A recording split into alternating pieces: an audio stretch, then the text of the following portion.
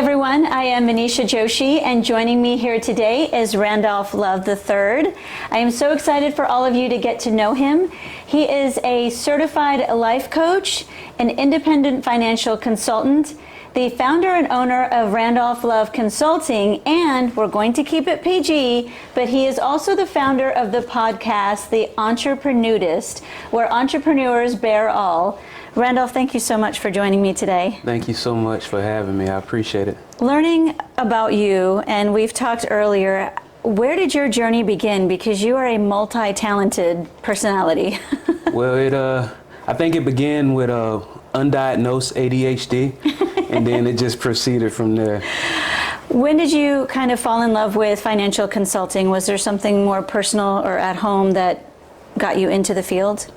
I think most people that's in financial consulting or even the insurance field, because a lot of people don't know that they are married together. They're regulated by the same entities. But a lot of people start out where I'm going to do this until. Yeah. That's how it started for me. I'm going to do this until. And now I look up 11 plus years later, until hasn't come yet. Wow, that's amazing. What makes you love what you do? Well, it's because a lot of people don't think about the catastrophes and the liabilities that they have.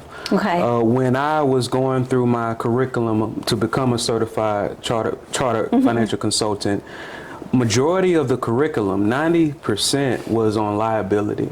Wow. Before they even talked about making money, 90% of the book was how to avoid and mitigate liability. And then, here's how you make money. Because they know that it doesn't matter how much you make, it's how much you keep.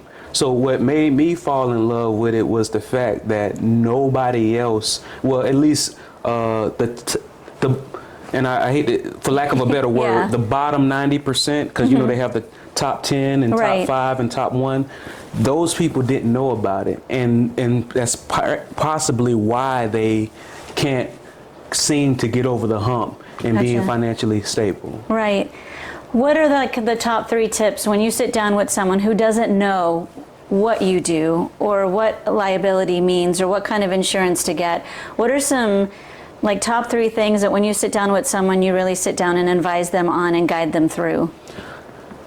One, I would say, is get a professional. Okay. And some people might say, well, I just got insurance from my agent. That's a professional, and that is true. Right. I sold insurance for 7+ years. Okay. But I went a little deeper than most people, and a lot of agents don't do that. Most insurance agents are salespeople. And salespeople know how to talk with confidence. Right. And when you talk with confidence to somebody, especially to somebody who don't know exactly what you're talking about, they're going to go for it. So I will say, get a professional. And when I say that, not just your agent, somebody else to look over what your agent is telling you. What sets you apart? I love that you said that, because I mean, all of us have either life insurance, car insurance, health, homeowners insurance, and it's sold by who we think are experts. But you're saying you've delved deeper. So what sets you apart? Well, I'm a chartered property casualty underwriter. Okay. That's the highest designation that you could get as a insurance producer or insurance adjuster. Okay. I'm a chartered financial consultant. Okay. And I'm a chartered life underwriter. Chartered life underwriter is the oldest insurance designation ever. Wow. So those 3 things, they call them the big C's. I got those in a year. Wow. Each curriculum is it takes on average people anywhere from 3 to 5 years to complete. Okay. I completed all mine in a year's time. So you didn't sleep for a whole year? No, I slept like a baby, but it's a talent. People have talent. I think one of your talents is you're very purposeful. Some people are born with it. Some people work at it. I don't know how you got to yours, but that's a talent. Money used to be called talents. People who are talented are people who have skills that can be monetized. But in today's age, I know a lot of talented people who don't monetize. Right. You are monetizing your purposefulness. And I like that. Thank you. I appreciate it. I love, though, that you are so passionate about it. That's something that takes 3 to 5 years. You did in one. So obviously you really have a drive behind this. Randolph, I love that we have one big thing in common, and that's we are both Jax Bridges graduates, which I just think it's one of the best programs offered in Jacksonville. For my business, I know I learned what a capability statement was, how to plan out your business model. What are some standout things for you that when you graduated from Jax Bridges, and even just going through the program, you said, wow, I'm so happy I got to go through this? Well, it was being around those different levels of achievements in business. For me, you mentioned the capability statement. At least for the first go around, that is the best thing that I took from it, because it showed me how to put all of my accomplishments, the significant parts of my accomplishments, my past performances, my competencies, my capabilities, all in a unique and set up form to where when I'm talking to people, we're not talking about what differentiates me. We're not talking about what my competencies are. We're not talking about my history. We're not talking about my past performances. They already got that. Now we're just trying to see if we vibe as business partners or people who are working to collaborate in order to reach our goals in our businesses. It skips all the unnecessary, because you lose a lot of business trying to explain what you're good at and what you do, and because you don't, you might be nervous. But when they already have that capability, now you're just able to relax. The life is just like this chair. It's just plush and relaxing, and you're able to just sell. What kind of contacts did you build? I know I have built so many friendships. I feel like Jax Bridges is almost like its own university, and that we're all alumni. Oh, well, I built a lot of contacts.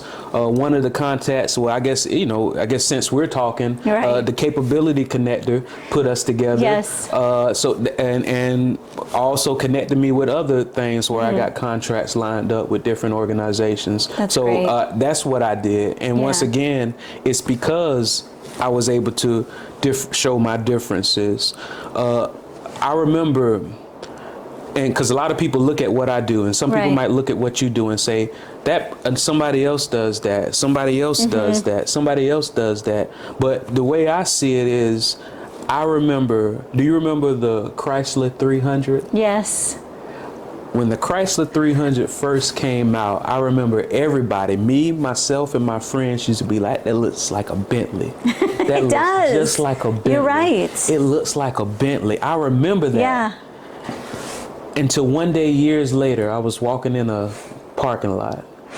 And just so happened, don't ask me why these two vehicles were even in the same parking lot, but just so happened, not only were they in the same parking lot, they were parked right next to each other. Wow. Back then, same color. Wow. That's when I said a Chrysler 300 looks nothing like a Bentley. There are a lot of people out here who do what we do, but they don't do it as well. They're not Bentleys. They're Chrysler 300s. It also reminds me of when you go to your primary care physician. A lot of primary care physicians are great. My family has the same primary care physician. My mother uses him. My sister uses him. My uncle uses him. Everybody uses him. And this person learned a little bit about everything. But here's the thing. That thing that you need them for, based off of what I just said, they only know a little bit about, because they chose that route of knowing a little bit about everything. When something goes past their level of expertise, that little bit about everything approach, they have to refer you to a specialist. A foot doctor, an ear, nose, and throat doctor. And now keep in mind, this primary care physician and this specialist both went to the same medical school.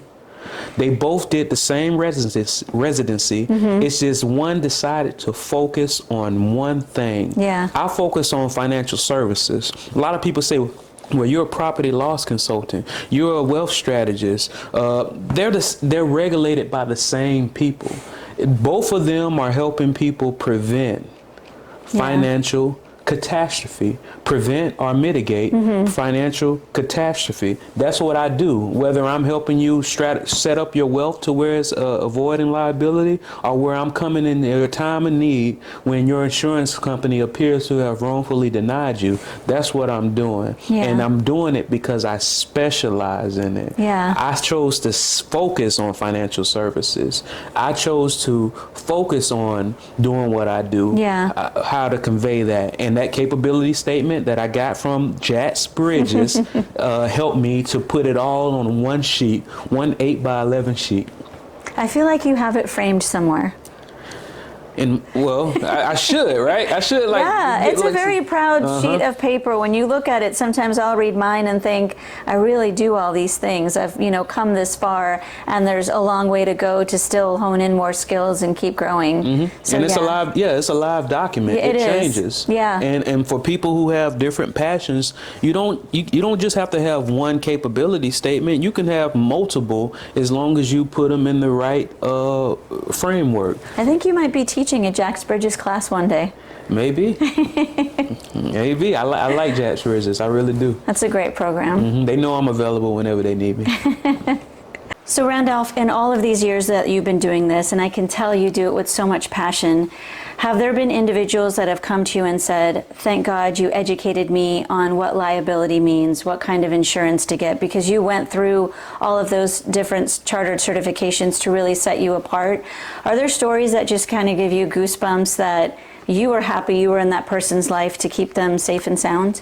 Absolutely. Yeah. Because the interesting thing about what I do is I'm able to deliver on a promise in a relatively short time with a very significant amount. A lot of people, especially when I'm acting as a public adjuster or a property loss consultant, a lot of people have either been wrongfully denied or substantially underpaid. Wow. And when I come into place, they go from having no hope to 3-4 months later, thousands of dollars in order to get them back to where they were. Is there a story that you can share so we can understand what that means? Okay, so, and it always happens kind of the same way. So, and without saying anybody personal information, a lot of people that I deal with when this happens, a lot of times are single women. Okay. And once again, usually if somebody tells them no, they're like, oh, okay, no. Right. And unfortunately, sometimes people take advantage of that. So I did have a single woman that, she needed my help. She was okay with them saying no. She had a husband, but her husband usually follows her lead. If she says it's something here, we're going. If she says it's nothing here, we're staying. It was a property down in South Florida. Tile roofs. And the thing about tile roofs is when something happens to one of them, usually if the roof is more than 10 plus years old, those tiles are discontinued. What an insurance company might try to tell you is, it's okay, we're going to get one that's close to that tile that broke. You didn't pay for close to, you paid for actual. Exactly. So if they cannot find something that matches it exactly, the way insurance work, which is to indemnify, to get you back to where you were, they have to replace the whole thing. Because what happens when they do only replace several of them and they don't match? That money doesn't just evaporate into the air. What happens is when you have a building inspector who knows what they're doing and knows what they're looking at, they're going to take a picture of that and circle it on their report. When that potential buyer gets that report, they're going to use that information as leverage to either back out of the deal or get you to drop your price substantially. That's where that money went that you thought you were saving, but nah, what happened was on the back end it came off of your equity. So I had that situation where I came in, not only did they deny the claim, they dropped them. They dropped them right before hurricane season. Amazing. So they got a policy started that, and because they had a claim, it goes into the ISO report, is what the carriers call it. So it doesn't matter if you go to another carrier, the carriers can see your old claim. Now, because their old insurance company wrongfully denied their claim and they still had that roof, any other new insurance company said, we'll insure the rest of your house, but we're not going to insure your roof. Okay. So I came in. Yeah. Keep in mind, she's no longer with this company, but insurance you don't have to be insured with them when you're trying to get right. You only have to be insured with them when the incident happened. I came in, they went from being denied to getting, and this is after my fee, $70,000. Wow. And once again, that's because that's what it would cost to replace that. And you knew all the right steps to take. Oh yeah, I mean, all the building codes, Yeah. take all the right pictures, say all the right words, submit complaints. If the insurance company doesn't do what you think they should do, you can go to the Department of Financial Services in your state and submit a complaint, and they have to reply to that. In Florida, they have 30 days. I think all of the viewers right now are going, I didn't know that, because I didn't either. I mean, it's very true. When somebody says no, you just think that's a dead end, nothing else can happen, and you took that whole envelope and pushed it way out and got her what she deserved. Oh yeah, as well as getting paid yourself. Oh yeah, well, that's substantial. Which is very important. Because what it is that's the first thing that I tell somebody. Yeah. If it seems like something that is obvious and easily, I say, you don't need to pay me. File a complaint first. And usually the complaints work, but if they don't, hey, let me step in. Go to Mr. Randolph. Yeah. So as an entrepreneur, you also came up with this podcast, which I think has the most unique name that I've ever come across. How did you come up, first of all, with the name Entrepreneurist, and where were you inspired to start this? Got it. So it's the Entrepreneurist podcast, the place to hear real entrepreneurs and business owners bear it all. And I started it, I came up with the name because I wanted a trademarkable name. Okay. I wanted to where if and when I build this up, that I could sell it. Okay. And people who are going to buy it, they're gonna put a premium if the word is a new word, that they can then continue to grow. And the reason why I started it was because I just knew a lot of people who were talented. Yeah. But they weren't using their talents to monetize things, and they were only going by the whims of their employers. Gotcha. So I say, if people can see that it exists, if I can have conversations about what I'm doing, if I can talk to other people and talk about it, once they see that it exists, then it becomes obtainable. Once something is obtainable, then you make a plan. For the longest, they thought a 4-minute mile was impossible. Once the first person did it, all of a sudden you have high school students doing 4-minute mile. Yeah. It's because they saw it was possible instead of thinking it was impossible. I think the Entrepreneurist Podcast, somebody like myself, somebody who, because I move in multiple circles, somebody like myself who can move in different circles, and you can see that even I can be successful, my definition of success, then it's going to take them to that next level and push them over. So that's what made me come up with the name. And that's why I came up with actual idea of podcasting. So since entrepreneurs are supposed to bear all, who qualifies to be on your podcast? Do you select them? Do they apply? How can they be featured? Just let me know you want to talk. The way I do it is very conversational. I'm very reactive. I don't prepare. I don't, we don't have this date, this is all right, boom.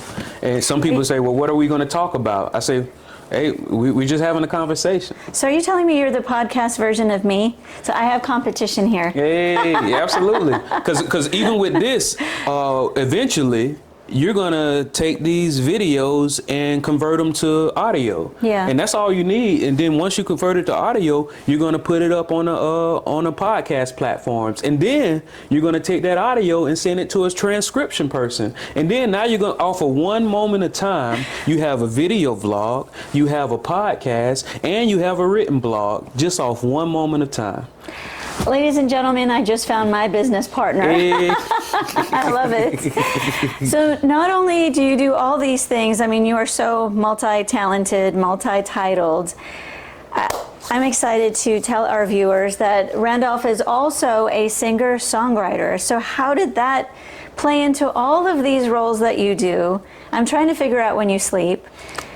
When did singing and songwriting come into play? Well, first and foremost, I sleep like a baby. I get 8 hours. But it's when you know how to do these things, it does seem like a lot. But it just came into play. I've just always been into music in some way, shape, or form, from elementary school in the band, elementary, middle school, high school in the band, my church choir, the praise team, to the children's choir, to the chorus. That's awesome. I've always just been some sort of musically inclined. And the weird thing about life is the stuff that easy to us, we avoid. Like we think money needs to be hard. Very true. But when it's easy, we avoid it. I just got in the mindset, well, this is easy to me. Let me monetize this thing. And I had friends around me who they were making music, but it was only for the neighborhood. And I say, well, let me take my mind, my talent, and try to monetize these things. And then so that's how it ended up going to that level. That's awesome. So do you have CDs, or where do you produce your music? If someone wanted to hear it. Well, we had CDs. Yes, that's true. But they went the way of the dinosaurs. It's on multiple platforms. Okay. I was in a group for a long time. Have streams, still get hundreds of thousands of streams a year, have millions of streams. Wow. To this day. It's just one of those revenue streams that still makes money, and it only grows every year. So are you on, if someone were to look up Randolph Love, would you be on Spotify, or is it Apple iTunes? Everywhere you stream music. Okay. Everywhere. Just name one. So let me ask you this. Before our audience goes searching on Google for where you are, could you belt out a tune? Okay, I can give based off of what I do and my passion and my podcast and what you're doing now, this entrepreneurial endeavor. I do have a verse. Business attire required nowadays is what they told me in school. It's what they told me, the truth. 200,000 in debt will get you piles of respect and get you corporate approved, and brand new mortgages too. A car that come with a car that come with a note, a car that come with a boat. Indeed, that's all that you know. Don't believe the hype is a show. They believe my life is a joke, cause I see my light through the smoke. Literally, my life is a quote. Do believe in right like I smoke. Exotically, don't take a prodigy to make possible probably, to make maybe and obviously, to make obstacles obsolete. I took a hobby to make it profit. I hardly sleep, made a product and marketed, then I boxed it and charged a fee. Wow. I know if there was an audience, you'd get a standing ovation. That was amazing. Yeah. Thank you. So I love that everything that you do, there is pure passion and love behind it, hence your last name also. But that's awesome. I love it. That was great. So I know viewers are going to be climbing the walls, trying to figure out where to find you and how to get in touch. So can you tell everyone what's the best way to reach you? RandolphLoveConsulting.com or RandolphLove.com. rlove@randolphloveconsulting.com, 904-763-0139. Randolph, thank you so much for being here today. I'm so excited to hear more of your songs, find out more about what you do, and I appreciate you taking time out of your extremely busy schedule to join me. Thank you so much. I appreciate it, and this is going to be big, what you're doing right now. Definitely. Thank you so much. I really appreciate it. Thank you, everyone, for watching. I hope you got some great advice today. And, of course, if you ever want to find out more or hear a great jam, you now know how to reach Randolph. Thank you for watching.